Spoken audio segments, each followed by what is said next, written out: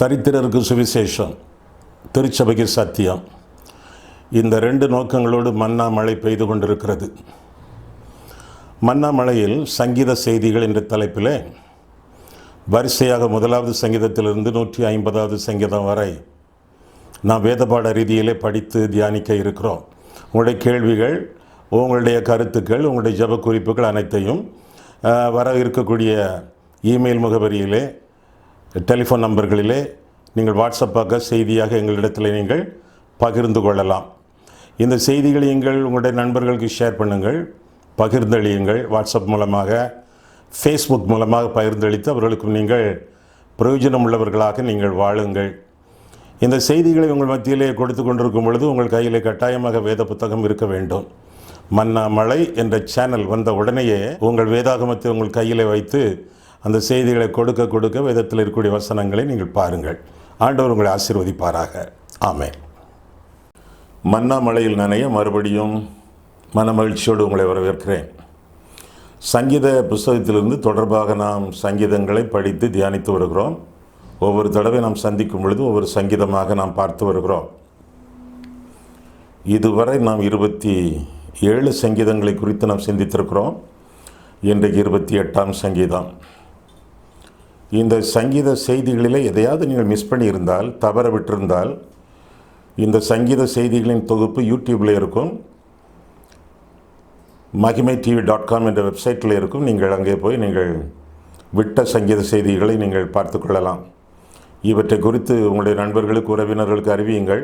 உங்கள் மூலமாக மற்றவர்களும் ஆசீர்வதிக்கப்படட்டுமே. எனவே கர்த்தருடைய சுவிசேஷகர்களாக, மிஷினரிகளாக, ஊழியக்காரர்களாக நீங்கள் இருக்கும் இடத்திலேயே நீங்கள் வாழ்ந்து வருவீர்கள் என்றால் ஆண்டவர் அபரிமிதமாக உங்களை ஆசீர்வதிப்பார். இந்த சங்கீத செய்திகளை தியானிக்கும் பொழுதெல்லாம் எப்பொழுதும் உங்களுடைய கையில் வேதம் இருக்க வேண்டும். உங்களுடைய கையில் இருக்க வேண்டும் அல்லது மடியில் இருக்க வேண்டும். ஒருவேளை கையில் வேதம் இல்லாவிட்டால் நீங்கள் எடுத்துக்கொண்டு வாருங்கள். அப்போது வசனமாக நான் வாசிக்கும் பொழுது சில கருகலான வசனங்களுக்கு விளக்கங்கள் காணும் பொழுது நீங்கள் உங்களுடைய வேதத்தை பார்த்து கூடுதலாக நீங்கள் விளங்கிக் கொள்ளலாம். 28ஆம் சங்கீதம் தாவீதின் சங்கீதம் என்று சொல்லி வேதத்திலே அழைக்கப்படுகிறது. 28ஆம் சங்கீதம் தாவீதின் சங்கீதம். என் கன்மலையாகிய கர்த்தாவே, உம்மை நோக்கி கூப்பிடுகிறேன். நீர் கேளாதவர் போல மௌனமாய் இராதேயும். நீர் மௌனமாய் இருந்தால் நான் குழியில் இறங்குகிறவர்களுக்கு ஒப்பாவேன். நான் உம்மை நோக்கி சத்தமிட்டு உம்முடைய பரிசுத்த சந்நிதிக்கு நேராக கையெடுக்கையில் என் விண்ணப்பங்களின் சத்தத்தை கேட்டருளும் என்று சொல்லி சங்கீதக்காரன் தாவீது தன்னுடைய சங்கீதத்தை ஆரம்பிப்பதாக நாம் பார்க்கிறோம். 3 விதமான கைகள் இந்த சங்கீதத்தில் காணப்படுகின்றன. முதலாவதான கைகள் என்னவென்றால் என்னுடைய கைகள் என்று தாவீது சொல்கிறான். 2வதாக அவனுடைய எதிரிகளின் கைகள். 3வதாக இயேசுவின் கைகள். இயேசுவானவர் இந்த சங்கீதத்தில் வெளிப்படுத்தப்பட்டிருப்பதாக சங்கீதம் நமக்கு அறிவிக்கிறது. முதலாவதாக என்னுடைய கைகள், அதாவது தாவீதின் கைகள். 2வதாக எதிரிகளின் கைகள், அவனுடைய பகைவர்களுடைய கைகள். 3வதாக அவருக்கு, தாவீதுக்கு ஆதரவாக இருக்கக்கூடிய ஆண்டவருடைய கைகள், இயேசுவின் கைகள். 3 விதமான கைகளை குறித்து பார்க்கும் பொழுது முதலாவதாக என்னுடைய கைகள் என்று சொல்லி முதல் 2 வசனங்களிலே சங்கீதக்காரன் அறிவிப்பதாக நான் வேதத்தில் நான் வாசிக்கிறோம். என்னுடைய கைகள். மீண்டும் அந்த வசனங்களை வாசிக்கிறேன் பாருங்கள். என் கன்மலையாகிய கர்த்தாவே, உம்மை நோக்கி கூப்பிடுகிறேன். நீர் கேளாதவர் போல. அவர் கேட்கிறவர், ஜபத்தை உற்று கேட்கிறவர். நம்முடைய ஜபம் நம்முடைய வாயிலை வருவதற்கு முன்பே அறிந்திருக்கிறவர். கேளாதவர் போல என்று சொல்லி சங்கீதக்காரன் ஆரம்பிக்கிறான். கேளாதவர் போல மௌனமாய் இராதேயும். நீர் மௌனமாய் இருந்தால் நான் குழியில் இறங்குகிறவர்களுக்கு ஒப்பாவேன் என்று சொல்லி வேதத்தில் வாசிக்கிறோம். என்னுடைய ஜெபங்களுக்கு நீர் மௌனமாக இருப்பீர் என்றால் இந்த உலகத்தில் நான் வாழ்ந்து பிரயோஜனமில்லை என்று சொல்லி சங்கீதக்காரன் அங்கே அறிவிப்பதாக வேதத்தில் நான் வாசிக்கிறோம். ஆண்டவரை நோக்கி சங்கீதக்காரன் தன்னுடைய தேவைகளை, தன்னுடைய குறைகளை, தன்னுடைய கோரிக்கைகளை முறையிடும் பொழுது ஆண்டவர் கேட்காதது போல காட்சி அளிப்பதாக வேதத்தில் இந்த பகுதியிலே நான் வாசிக்கிறோம். ஆண்டவர் அமைதியாக இருக்கிறார், மௌனமாக இருப்பது போல காட்சி அளிக்கிறார். அந்த சமயத்திலே கூப்பிட்டு சத்தமிட்டு கையெடுத்து ஆண்டவரை நோக்கி சங்கீதக்காரன் வேண்டுவதாக இந்த முதல் 2 வசனங்கள் நமக்கு அறிவிக்கின்றன. ஆண்டவருடைய அமைதி, ஆண்டவரே சொல்கிறார், நீங்கள் அமர்ந்திருந்து நானே தேவன் என்று அறிந்து கொள்ளுங்கள், ஜாதிகளுக்குள்ளே உயர்ந்திருப்பேன், பூமியில் உயர்ந்திருப்பேன் என்று சொல்லி 46ஆம் சங்கீதத்திலே திருவுளம் பெற்றுவதாக நாம் வேதத்தில் வாசிக்கிறோம். நம்மையே ஆண்டவர் அமைதியாக இருக்குமாறு வேண்டுகிறார். காரணம், அவருடைய அமைதியிலே அவருடைய மௌனத்திலே அர்த்தம் உண்டு, நோக்கங்கள் உண்டு என்று சொல்லி நாம் வேதத்தில் நாம் பார்க்கிறோம். இந்த சங்கீதக்காரன் சத்தமிட்டு ஜெபிப்பதாக வேதம் சொல்லுகிறது. ஐயா, ஜெபம் பண்ணும்போது ரொம்ப சத்தமோடு ஜெபம் ஐயா, உங்கள் இஷ்டம், எப்படி வேண்டுமென்றாலும் ஜெபிக்கலாம். ஜெபத்தின் முறைகள் முக்கியமல்ல, ஜெபத்தின் முறையீடு முக்கியம். ஆண்டவரிடத்தில் நாம் சொல்லுவது, நம்முடைய ஜெபத்தின் செய்தி முக்கியமே ஒழிய நாம் ஜெபிக்கக்கூடிய முறை முக்கியமல்ல. எப்படி வேண்டுமென்றாலும் ஜெபிக்கலாம். அந்நாள் அமைதியாக ஜெபித்தாள் என்று சொல்லி வேதம் நமக்கு கற்றுக் கொடுக்கிறது. அவருடைய உதடுகள் மாத்திரம் அசைந்தன, சத்த வெளியே கேட்கவில்லை என்று சொல்லி நாம் வேதத்தில் நான் வாசிக்கிறோம். அது மட்டுமல்ல, தாவீது பாடல் பாடி ஜெபித்ததாக வேதம் கற்றுக் கொடுக்கிறது. அவனுடைய சங்கீதங்களில் அநேக சங்கீதங்கள் பாடகர் குழுவுக்கு ஒப்பு கொடுக்கப்பட்ட சங்கீதங்கள், தாவீது எழுதி பாடிய சங்கீதங்கள் என்று சொல்லி நாம் அறியலாம். பாடல்கள் மூலமாகவும் ஆண்டவரிடத்திலே நம்முடைய தேவைகளை தெரிவிக்கலாம், ஸ்தோத்திர பலிகளை ஏறெடுக்கலாம். சில சமயங்களிலே ஆண்டவரிடத்தில் உரையாடுவது மூலமாக ஜெபிக்கலாம். நீங்கள் ஒரு பக்கத்தில் உட்காந்துக்கிட்டு இருக்கீங்களா, உங்கள் முன்னால் ஒரு நாற்காலியிலையோ சேர்லையோ ஆண்டவர் உட்கார்ந்துருக்கார் என்று சொல்லி அதை கற்பனை பண்ணி பார்த்து விஷுவலைஸ் பண்ணி ஒரு தகப்பனிடத்திலே, ஒரு சகோதரனிடத்திலே, ஒரு நண்பனிடத்திலே ஜெபிப்பது போல உரையாடல் மூலமாகவே ஆண்டவரிடத்தில் நம்முடைய தேவைகளை தெரியப்படுத்தலாம். ஆண்டவரோடு சிலுவையில் அறையப்பட்ட 2 கள்ளர்கள், ஒரு கள்ளன் ஆண்டவரை பார்த்து சொன்னான், ஆண்டவரே, உம்முடைய ராஜ்யத்தில் வரும்போது அடியேனை நினைத்தருளும். முழங்கால் போடுவதற்கு வாய்ப்பில்லை, கண்களை மூடி கரங்களை கூப்புவதற்கு வாய்ப்பில்லை, கரங்கள் தான் சிலுவையில் அறையப்பட்டிருக்கின்றனவே. எனவே உரையாடல் பாணியிலே அருகில் இருக்கக்கூடிய ஒரு சகோதரன் அல்லது நண்பன் இந்த மாதிரிப்பட்ட ஒரு சூழ்நிலையில் ஜெபிப்பதாக அந்த கள்ளனை குறித்து பார்க்கிறோம். எப்படி ஜெபிக்கிறோம் என்பது முக்கியம் அல்ல, ஜெபிக்கிறோமா என்பது முக்கியம். ஜெபம் என்பது ஆண்டவரோடு உரையாடுவது, ஆண்டவரோடு உறவாடுவது, அதுதான் முக்கியம். ஆமாம், ஜெபம் பண்ணுறீங்களா? ஐயா, சரியாக ஆண்டோடைய சமூகத்தில் காத்திருந்து தரித்திருந்து ஜெபம் பண்ணி 2 மாதம் ஆச்சையா அப்படின்னு சொல்வீங்கன்னா நீங்கள் விசுவாச ஜீவியத்தில் விழுந்து விட்டீர்கள் அல்லது பின்வாங்கி கொண்டிருக்கிறீர்கள் என்பது பொருளாகும். ஆண்டவருக்கு உங்களுக்கு பேச்சுவார்த்தை உண்டு. ஆண்டவரோடு பேசுவது ஜெபம், ஆண்டவர் உங்களோடு பேசுவது வேதம். உங்களுக்கும் ஆண்டவருக்கும் பேச்சுவார்த்தை உண்டு என்று சொல்கிறீர்களா? அப்படின்னா நலம். இல்லை என்று சொன்னால் உங்களுடைய ஜெப வாழ்க்கையை நீங்கள் ஆரம்பியுங்கள். ஏனென்றால் ஜெபமே ஜீவன், ஜீவியத்திற்கு இதுவே சட்டம் என்றெல்லாம் நாம் பாடியிருக்கிறோமே. நம்முடைய வாழ்க்கையிலே ஜீவனுள்ள கிறிஸ்தவர்களாக நாம் வாழ்வது எப்படி தெரியும் என்றால், ஜெப வாழ்க்கையிலே தெரியும். படிக்கும்போது, நடக்கும்போது, படுக்கும்போது, பாத்ரூமில் இருக்கும்போது, பயணம் பண்ணும் பொழுது, எப்பொழுதுமே கர்த்தருடைய துதி நம்முடைய வாயிலே இருக்க வேண்டும். ஆண்டவருடைய சமூகத்தில் சொல்ல வேண்டிய காரியங்களை எந்த ஒரு இடத்திலும், எந்த ஒரு சந்தர்ப்பத்திலும், எந்த விதமாகவும் ஆண்டவரிடத்திலே தெரியப்படுத்தலாம். நாம் ஆண்டவரிடத்திலே ஜெப உறவு கொண்டிருக்கிறோம் என்றால் ஆண்டவரோடு நாம் வழி நடந்து கொண்டிருக்கிறோம். ஏனோக்கு ஆண்டவரோடு வழி நடந்தான் என்று சொல்லி வேதத்தில் நாம் வாசிக்கிறோமே, அதுபோல ஆண்டவரோடு வாழ்வது, வழி நடப்பது எல்லாம் ஆண்டவரை நோக்கி நாம் ஜெபிக்கக்கூடிய ஜெப உறவிலே, ஜெப வாழ்க்கையிலே நிச்சயமாக தெரியும். ஆக தாவீதைப் போல சத்தம் போட்டு தான் ஜெபிக்க வேண்டும் என்று அவசியம் இல்லை. ஆண்டவர் சத்தம் போட்டு ஜெபித்தார். எபிரேயர் 5ஆம் அதிகாரம் 7ஆம் வசனத்திலே மகா சத்தமிட்டு ஜெபித்தார் என்று வேதத்தில் நான் வாசிக்கிறோம். மகா சத்தத்தோடு ஆவியை விட்டார் என்று சொல்லியும் வேதத்தில் வாசிக்கிறோம். சத்தம் போட்டு ஜெபிப்பது சரி, அமைதியாகவும் ஜெபிக்கலாம் என்பதற்கு வேதத்திலே அநேக ஆதாரங்கள் உண்டு. ஆண்டவரை நோக்கி கூப்பிடுகிறான் தாவீது, ஆண்டவரிடத்திலே சத்தமிடுகிறான். அது மட்டுமல்ல, ஆண்டவரை நோக்கி கையெடுப்பதாகவும் 2வது வசனத்திலே பார்க்கிறோம். 2வது வசனம் பாருங்கள், நான் உம்மை நோக்கி சத்தமிட்டு உம்முடைய பரிசுத்த சந்நிதிக்கு நேராக கையெடுக்கையில் என் விண்ணப்பங்களின் சத்தத்தை கேட்டருளும். என் விண்ணப்பத்தின் என்று சொல்லவில்லை, என் விண்ணப்பங்களின் என்று சொல்வதாக இந்த சங்கீதத்தில் வாசிக்கிறோம். விண்ணப்பங்கள் என்றால் அடுத்தடுத்து ஜெபிக்கக்கூடிய ஜெபங்கள். வேதத்தில் என்ன வாசிக்கிறோம்? 1 தெசலோனிக்கர் 5ஆம் அதிகாரம் 17 முதலா 16 முதலாகவே பார்க்கும் பொழுது இடைவிடாமல் ஜெபியுங்கள் என்று வாசிக்கிறோம். அதனுடைய பொருள் என்ன? நம்முடைய வாழ்க்கை ஒரு ஜெப வாழ்க்கையாக இருக்க வேண்டும்.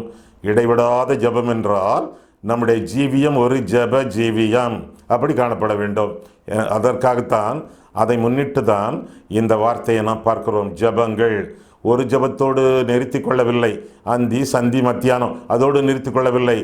வாழ்க்கை முழுவதும் வாழக்கூடிய வேளையிலே, வேலை செய்யக்கூடிய வேளையிலே, வியாபாரம் பண்ணக்கூடிய வேளையிலே, பயணம் பண்ணக்கூடிய வேளையிலே மனதிற்குள்ளே ஜெபம். ஒருவேளை ஒருவரோடு பேசிக்கொண்டிருந்தாலும் சில சமயங்களில் அவர் குழப்பமாக பேசிக்கொண்டிருக்கும் பொழுது நம்முடைய மனம் ஜெபிக்க வேண்டும். ஒருவேளை அவர் கேட்கக்கூடிய கேள்விக்கு சரியாக பதில் சொல்ல முடியவில்லையே, ஆண்டவருடைய ஞானத்துக்காக மனதிற்குள்ளே ஜெபிக்க வேண்டும். இப்படி எப்பொழுது பார்த்தாலும் ஜெபம் ஜெபம் ஜெபம் நம்முடைய வாழ்க்கையில் இருக்கும் பொழுது, ஜெப வாழ்க்கை நம்முடைய வாழ்க்கையிலே நதி போல ஓடக்கூடிய ஒரு நல்ல ஒரு வாழ்க்கையாக காணப்படும். அது மட்டுமல்ல, என்ன வாசிக்கிறோம்?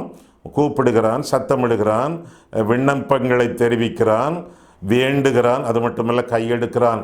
சிலர் கைகளை கூப்பி ஜெபிப்பார்கள், சிலர் கைகளை விரித்து ஜெபிப்பார்கள், சிலர் கைகளை உயர்த்தி ஜெபிப்பார்கள். கைகளை உயர்த்துவதிலும் பிரமாதமான ஒரு பெரிய ஆவிக்குரிய நன்மை அல்ல. எப்படி ஜெபிக்கிறோம் என்பது முக்கியமல்ல, யாரிடத்தில் ஜெபிக்கிறோம், என்ன ஜெபிக்கிறோம் என்பதுதான் முக்கியமான ஒரு காரியமாகும். கைகளை விரித்து கைகளை உயர்த்தி ஜெபித்த பக்தர்கள் உண்டு. இதையெல்லாம் எங்கே படிக்கிறோம் என்றால், விசுவாசிகளின் தகப்பனாகிய ஆபிரகாமுக்கும் நமக்கு என்ன சம்பந்தம்? விருத்த சேதனத்தினாலே ஆபிரகாமின் சந்ததிகளாக விளங்கியவர்கள் இஸ்ரவேல் ஜனங்கள். விசுவாசத்தின் மூலமாக ஆபிரகாமின் சந்ததிகளாக விளங்குகிறவர்கள் கிறிஸ்தவர்கள், நீங்களும் நானும். அதை ரோமர் 4ஆம் அதிகாரத்திலே நாம் பார்க்கிறோம். ஆக ஆபிரகாமின் சந்ததி ஆபிரகாம் ஜெபித்த ஒரு காரியத்தை, ஜெபித்த முறையின் ஒரு காரியத்தை கற்றுக்கொள்வது நலமாக அமையும். சும்மா கைகளை உயர்த்தி கைகளை விரித்து ஜெபிப்பது என்பது ஒரு சரீர முயற்சி, ஃபிசிக்கல் எக்ஸசைஸ், அவ்வளோதான். ஆனால் கைகளை விரிப்பதிலே, கைகளை உயர்த்துவதிலே ஒரு தாற்பயம் உண்டு, ஒரு உண்மை உண்டு. இந்த காரியத்தை நாம் முதலாவதாக எங்கே படிக்கிறோம் என்றால், ஆதியாகமம் 14ஆம் அதிகாரத்திலே நாம் வாசிக்கிறோம். சோதோம் சூறையாடப்பட்டது. 4-5 மன்னர்கள் எல்லா மனிதர்களையும், எல்லா மிருகங்களையும், எல்லா பொருட்களையும் சூறையாடி விட்டு சென்று விட்டார்கள். ஆபிரகாமுக்கு செய்தி வருகிறது. ஏனென்றால் அவனுடைய உறவினன் லோத்து, அவனுடைய குடும்பமும் சூறையாடப்பட்டிருக்கிறது. எனவே ஆபிரகாம் அதிக வேதனையோடு 318 பேரை தன் வசமாக சேர்த்து கொண்டு இந்த ராஜாக்களை எதிர்த்து போய் அவர்களை எல்லாம் வென்று திரும்புவதாக நாம் வேதத்தில் வாசிக்கிறோம். வென்று திரும்பக்கூடிய காட்சி எப்படி அமைந்திருக்கிறது என்பதை நாம் வேதத்தில் வாசித்து பார்க்க வேண்டும். எடுத்துக்கொள்ளுங்கள், ஆதியாகமம் 14ஆம் அதிகாரத்தில் நான் பார்க்கும் பொழுது, அவன் எவன்? ஆபிரகாம். ஆதியாகமம் 14ஆம் அதிகாரம் 17ஆம் வசனம் முதல், அவன் கெதர்லா கோமேரையும் அவனோடு இருந்த ராஜாக்களையும் முறியடித்து திரும்பி வருகிற போது, சோதோமின் ராஜா புறப்பட்டு ராஜாவின் பள்ளத்தாக்கு என்னும் சாவே பள்ளத்தாக்கு மட்டும் அவனுக்கு எதிர்கொண்டு போனான். எவனுக்கு எதிர்கொண்டு போனான்? ஆபிரகாமுக்கு எதிர்கொண்டு போனான். 18ஆம் வசனம், அன்றியும் உன்னதமான தேவனுடைய ஆசாரியனாய் இருந்த சாலேமின் ராஜாவாகிய மெல்கிசேதேக்கு அப்பத்தையும் திராட்சரசத்தையும் கொண்டு வந்து, ஏறக்குறை முதல் கம்யூனியன் சர்வீஸ் மாதிரி கொண்டு வந்து அவனை ஆசீர்வதித்து, வானத்தையும் பூமியும் உடையவராகிய உன்னதமான தேவனுடைய ஆசீர்வாதம் ஆபிரகாமுக்கு உண்டாவதாக. ஆபிரகாமை ஆசீர்வதிப்பது யாரு? வானத்தையும் பூமியும் உண்டாக்கின தெய்வம், உன்னதமான தேவன் என்பதை மெல்கிசேதேக்கு சொல்வதாக நாம் பார்க்கிறோம். உன் சத்துருக்களை உன் கையிலே ஒப்பு கொடுத்த உன்னதமான தேவனுக்கு ஸ்தோத்திரம் என்று சொன்னான். இவனுக்கு ஆபிரகாம் எல்லாவற்றிலும் தசம பாகம் கொடுத்தான். சோதோமின் ராஜா ஆபிரகாமை நோக்கி, சோதோம் ராஜா ஆபிரகாமை சந்திப்பதற்கு முன்பே மெல்கிசேதேக்கு சாலேமின் ராஜா ஆபிரகாமை சந்தித்து அவனுக்கு அப்பத்தையும் திராட்சரசத்தையும் கொடுத்து அவனை ஆசீர்வதித்து, உன்னை இவ்வண்ணமாக வெற்றியோடு வல்லமையோடு விடுதலையோடு ஒளி நடத்துவது, எல்லா ஆசீர்வாதங்களையும் உனக்கு கொடுத்திருப்பது உன்னதமான தெய்வம் என்பதை அவனுக்கு அண்டர்லைன் பண்ணி, அடிக்கோடு போட்டு அவனுக்கு குறிப்புணர்த்துவதாக இந்த பகுதியிலே நான் வாசிக்கிறோம். அதற்கு பிறகு இடையிலே இடைமறித்த மெல்கிசேதேக்கு, அதற்கு பிறகு சோதோம் ராஜா அவனை சந்திக்கிறான். பாருங்க 21ஆம் வசனம். சோதோமின் ராஜா ஆபிராமை நோக்கி, ஜனங்களை எனக்கு தாரும், பொருள்களை நீர் எடுத்துக்கொள்ளும் என்றான். அதற்கு ஆபிராம் சோதோமின் ராஜாவை பார்த்து, ஆபிராமை ஐஸ்வர்யவனாக்கினேன் என்று நீர் சொல்லாதபடிக்கு நான் ஒரு சாட்டையாகிலும் பாதரட்சையின் வாரையாகிலும் உமக்கு உண்டானவைகள் யாதொன்றையாகிலும் எடுத்துக்கொள்ளேன் என்று வானத்தையும் பூமியும் உடையவராகிய உன்னதமான தேவனாகிய கர்த்தருக்கு நேராக என் கையை உயர்த்துகிறேன் என்று சொல்லி கையை உயர்த்துவதாக பார்க்கிறோம். 24.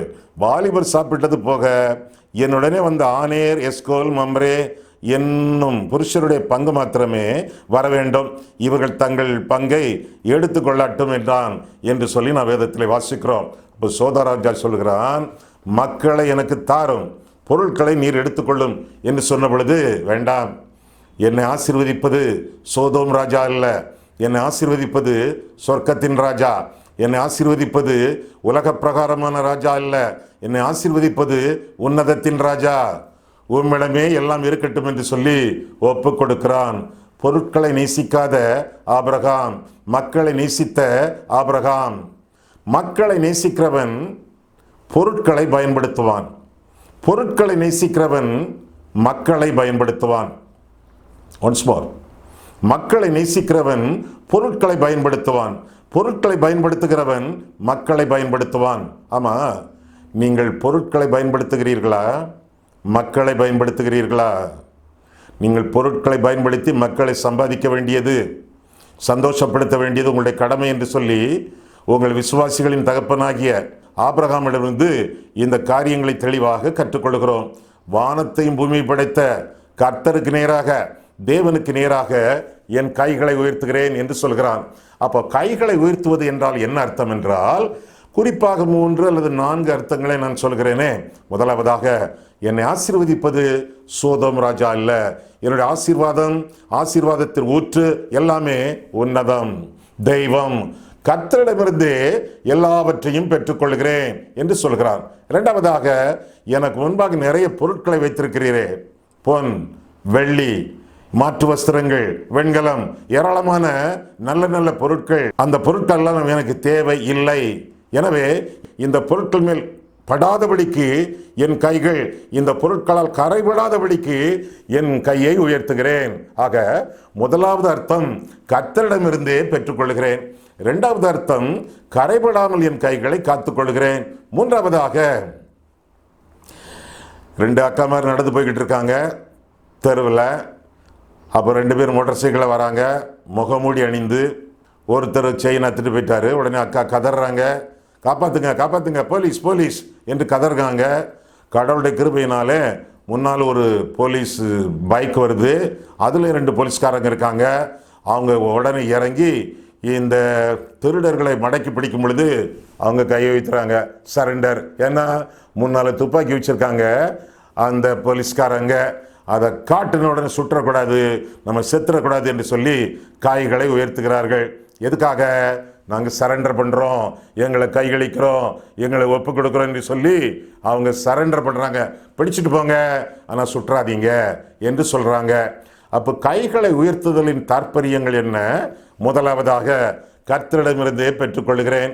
இரண்டாவதாக, கரைபடாமல் என்னுடைய கைகளை காத்துக்கொள்கிறேன். மூன்றாவதாக, கர்த்தருக்கே என்னுடைய வாழ்க்கையை கையளிக்கிறேன். கை உயர்த்துதலின் இன்னொரு தாற்பயம் என்னவென்றால், மோசே கைகளை உயர்த்தி கொண்டே இருக்கிறான் இஸ்ரவேல் ஜனங்களுக்கு வெற்றி கிடைப்பதற்காக.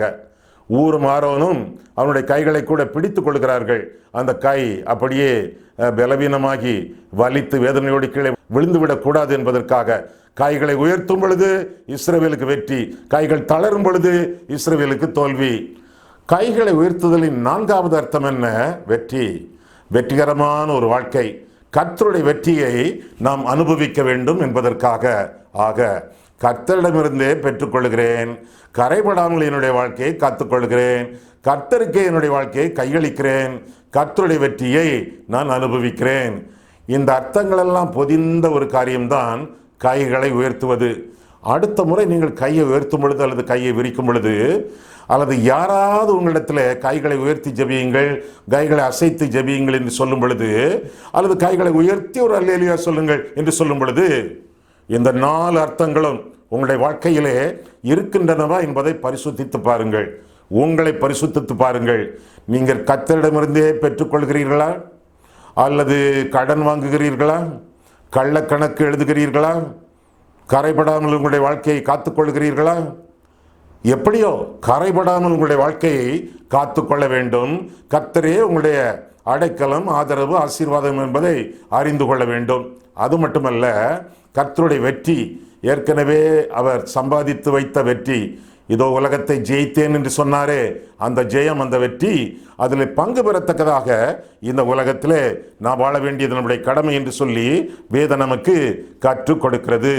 ஆக ஆண்டவர் மௌனமாக இருக்கக்கூடியவர் அல்லர். ஆண்டவர் சித்தமான வேளைகளிலே ஆண்டவர் பதில் தரக்கூடியவர் என்று சொல்லி வேதத்திலே வாசிக்கிறோம். கொஞ்ச நேரம் மௌனமாக இருப்பார், மௌனமாகவே இருப்பார் சற்று நேரம். அதற்கு பிறகு நீடிய பொறுமையோடு மனதிறங்கி ஆண்டவர் உதவி செய்வார் என்பதை வேதத்திலே பல இடங்களிலே நாம் பார்க்கிறோம். ஆக முதலாவதாக என்னுடைய கைகள், தாவீதின் கைகள். இரண்டாவதாக எதிரிகளின் கைகள். மூன்றாவது 4வது வசனத்திலே நான் பார்க்கும் பொழுது, இந்த 28ஆம் சங்கீதம் 3ஆம் 4ஆம் வசனங்களை நாம் பார்க்கும் பொழுது, அயலானுக்கு சமாதான வாழ்த்துதலை சொல்லியும் தங்கள் இருதயங்களில் பொல்லாப்பை வைத்திருக்கிற துன்மார்க்கரோடும் அக்கிரமக்காரரோடும் என்னை வாரிக்கொள்ளாதேயும், அவருடைய கிரியைகளுக்கும் அவருடைய நடத்தைகளின் பொல்லாங்குக்கும் தக்கதாக அவர்களுக்கு செய்யும். அவர்கள் கைகளின் எவர்கள் கைகளின்? எதிரிகளின் கைகளின், பகைவர்களின் கைகளின், அவர்கள் கைகளின் செய்கைக்கு தக்கதாக அவர்களுக்கு அழியும். அவர்களுக்கு சரிக்கட்டும். அவர்கள் கர்த்தருடைய செய்கைகளையும் அவர் கரத்தின் கிரியைகளையும் கவனியாதபடியால் அவர்களை இடித்து போடுவார், அவர்களை கட்ட மாட்டார் என்று சொல்லி எதிரிகளின் கரங்களை குறித்தும் விஸ்தரிப்பதாக இந்த சங்கீதத்திலே பார்க்கிறோம். அவர்களுடைய கைகள் எப்பேற்பட்ட கைகளாம்? 3வது வசனத்திலே மாய்மாலமான கைகள், இன்னும் 4வது வசனத்திலே பொல்லாங்கு செய்யக்கூடிய கைகள், இன்னும் 5வது வசனத்திலே ஆண்டவருடைய கிரியைகளை அறியாத கைகள். இந்த கைகளை தாவீது சுட்டிக்காட்டி ஜெபிப்பதாக பார்க்கிறோம். 3வது வசனத்திலே விடுதலைக்காகவும், 4வது வசனத்திலே இந்த எதிரிகள் தண்டிக்கப்படுவதற்காகவும் ஜெபிப்பதாக நாம் பார்க்கிறோம். காக்கும் கரங்கள் உண்டனக்கு என்று நாம் பாடுகிறோமே, அதே போல எந்த எதிரியாக இருந்தாலும் அந்த எதிரி ஆண்டவரால் தோற்கடிக்கப்பட்டவன். எப்படி? இதோ நான் உலகத்தை ஜெயித்தேன் என்று சொல்கிறார் ஆண்டவர். பொருள் என்ன? உலகத்தில் இருக்கிறவர்கள், உலகத்தில் இருக்கிறவைகள் எல்லாமே ஆண்டவரால் தோற்கடிக்கப்பட்டவைகள். எனவே தோல்வி பெற்ற மக்கள், தோல்வி பெற்ற காரியங்கள், இவற்றை குறித்து நாம் வேதனைப்படாமல், அச்சப்படாமல், ஆண்டவருடைய பலத்த கரத்திற்குள்ளே அடங்கி இருந்து வாழ வேண்டியது நம்முடைய கடமை என்று சொல்லி வேதம் நமக்கு தெளிவாக கற்றுக் கொடுக்கிறது. ஆக முதலாவதாக என்னுடைய கைகள், இரண்டாவதாக எதிரிகளின் கைகள், மூன்றாவதாக இயேசுவின் கைகள். 5ஆம் வசனம் முதலாக நாம் காணும் பொழுது அங்கே கர்த்தருடைய கரங்களை நாம் பார்க்கிறோம். 6ஆம் வசனம் முதலாக வாசிக்கிறேனே, 6ஆம் வசனம் முதலாக வாசிக்கிறேன். கர்த்தருக்கு ஸ்தோத்திரம், அவர் என் விண்ணப்பங்களின் சத்தத்தை கேட்டார். கர்த்தர் என் பெலனும் என் கேடகுமானவர். என் இருதயம் அவரை நம்பி இருந்தது, நான் சகாயம் பெற்றேன். ஆகையால் என் இருதயம் களிகூறுகிறது, என் பாட்டினால் அவரை துதிப்பேன். கர்த்தர் அவர்களுடைய பெலன், அவரே தாம் அபிஷேகம் பண்ணினவனுக்கு அரணான அடைக்கலமானவர். தேவரீர் உமது ஜனத்தை ரட்சித்து உமது சுதந்திரத்தை ஆசீர்வதியும், அவர்களை போஷித்து அவர்களை என்றென்றைக்கும் உயர்த்தி அருளும் என்று சொல்லி கர்த்தருடைய கரங்கள் செய்யக்கூடிய காரியங்களை குறித்து, நன்மைகளை குறித்து சங்கீதக்காரன் பாடி மகிழ்வதாக வேதத்திலே வாசிக்கிறோம். 5ஆம் வசனத்திலே சத்துருக்கள் முறியடிக்கப்படுகிறார்கள். 6ஆம் வசனத்திலே ஜபத்திற்கு பலன் கிடைக்கிறது. 7ஆம் 8ஆம் வசனங்களிலே ஜபங்கள் எல்லாம் ஆண்டவருடைய சமூகத்திலே நேர்முகமாக ஆசீர்வாதமான விடைகளை தருகின்றன. அவர் கேடயமாக இருக்கிறார், அவர் சகாயம் பண்ணுகிறார். 8ஆம் வசனத்திலே அவர் அபிஷேகம் பண்ணுகிறார், அடைக்கலமாக விளங்குகிறார். 9ஆம் வசனத்திலே ரட்சிக்கிறார், சுதந்திரத்தை தருகிறார், ஆசீர்வதிக்கிறார், போஷிக்கிறார், கண்மலையிலே நம்மை உயர்த்துகிறார். ஏன்? ஆண்டவருடைய கைகள் இப்படிப்பட்ட ஆசீர்வாதங்களை தருகின்றன. அந்த கைகள் அறையப்பட்ட கைகள், சிலுவையிலே ஆணிகளால் கடாவப்பட்ட கைகள், அந்த கைகளின் மறைவிலே நாம் வாழும் பொழுது, அந்த கைகளின் அடிவாரத்திலே நாம் ஜீவிக்கும் பொழுது சொல்லப்பட்ட ஆசீர்வாதங்கள் எல்லாம் உங்களுக்கு எனக்கும் சொந்தம். என்ன செய்ய வேண்டும்? இப்படிப்பட்ட ஆசீர்வாதங்கள் எல்லாம் இருக்கின்றனவே. அப்போ நாம் என்ன செய்யணும்? முதலாவதாக ஆண்டவருக்கு ஸ்தோத்திரம் செலுத்த வேண்டும் என்று சொல்லி 6ஆம் வசனம் சொல்கிறது. எல்லா வசனங்களையும் நான் உங்களுக்கு வாசித்து காட்டினேன், நீங்கள் பார்த்து கொண்டே இருங்களேன். அந்த வசனங்களை 6ஆம் வசனத்திலே ஸ்தோத்திரம், 7ஆம் வசனத்திலே நம்பிக்கை, கர்த்தர் மேல் அதிகமான பற்றுறுதி, அதை 7ஆம் வசனத்திலே பாட்டு. பாட்டுன்னு என்ன அர்த்தம்? ஆண்டவரை குறித்து, அவருடைய கிரியைகளை குறித்து, அவர் செய்யும் நன்மைகளை குறித்து பாடல் பாட ஆரம்பிக்கிறோம். பாடல் பாடுகிறோம் என்றால் என்ன பொருள்? ஆண்டவருடைய நன்மைகளை, அவருடைய ரட்சிப்பை, அவர் நம்மை நடத்தக்கூடிய விதங்களை மற்றவங்களுக்கு அறிக்கை செய்கிறோம். நாம் பெற்ற இன்பம் பெருகை வையகம் என்று சொல்லக்கூடிய அளவிலே அறிக்கை செய்து ஆசீர்வாதமாக வாழ்வதோடு அல்லாமல் மற்றவர்களும் ஆசீர்வாதமாக வாழத்தக்கதாக ஆசிக்கிறோம். இப்பேற்பட்ட நன்மைகள் கர்த்தரை தெய்வமாக கொண்ட ஜனத்திற்கு சொந்தம். என்னுடைய கைகள் எப்படி இருந்தாலும் பரவாயில்லை, ஆனால் கர்த்தரை நோக்கி ஜெபத்தில் ஏறெடுக்கக்கூடிய கைகளாக இருக்க வேண்டும். முக்கியமாக அது மட்டுமல்ல, எதிரிகளின் கைகளை குறித்து எனக்கு பயமே இல்லை. ஏனென்றால் இயேசுவின் கரம் என்னை பற்றி இருக்கிறது. கர்த்தருடைய கரங்களுக்குள்ளாக நான் வாழ்கிறேன் என்று சொல்லி ஆண்டவரிடத்தில் நம்பிக்கையோடு ஜீவிப்போம் என்றால் அந்த கரங்கள் அறையப்பட்ட கரங்கள், ஆசீர்வதிக்கக்கூடிய கரங்கள். ஆண்டவர் உங்களை ஆசீர்வதிப்பாராக. ஆமேன். கண்களை மூடுவோம், கர்த்தரை பார்ப்போம். அன்புள்ள ஆண்டவரே, உம்முடைய வசனங்களை ஆராயவும், எங்கள் வாழ்க்கையை ஆராயவும் உம்முடைய சமூகத்தில் எங்களை நீர் வழிநடத்தி இருக்கிறீர். அதற்காக ஸ்தோத்திரம் சுவாமி. நாங்கள் கூப்பிடும் பொழுது, ஜெபிக்கும் பொழுது, கைகளை விரிக்கும் பொழுது மௌனமாக இருப்பது போல் தோன்றக்கூடிய ஆண்டவரே, நீர் மௌனமாக தொடர்ந்து இருக்க மாட்டீர். கர்த்தர் இரக்கமும் உருக்கமும் நீடிய சாந்தமும் மிகுந்த கிருபையும் உள்ளவர் என்பதை அவ்வப்போது எங்களுடைய வாழ்க்கையில் நீ நிரூபித்து காட்டி எங்களை ஆசீர்வதிப்பீர். அதுக்காக ஸ்தோத்திர சுவாமி. உலகத்தை நீர் ஜெயித்ததினாலே எதிரிகளின் கைகளுக்கு நான் பயப்பட மாட்டேன் ஆண்டவரே. ஏனென்றால் இயேசுவின் கரம் எனக்கு உண்டு. என்னை அரவணைக்கக்கூடிய கரம், என்னை ஆசீர்வதிக்கக்கூடிய கரம். ஏனென்றால் ஒரு காலத்தில் எனக்காக சிலுவையில் அறையப்பட்ட கரம். அந்த கரத்தின் அடிவாரத்திலே, அரவணைப்பிலே நான் வாழத்தக்கதாக ஆண்டவரே என்னையும் என்னுடைய குடும்பத்தையும் நீர் ஆசீர்வதியும். இயேசு கிறிஸ்துவின் நாமத்தில் ஜெபிக்கிறோம் பிதாவே. ஆமேன்.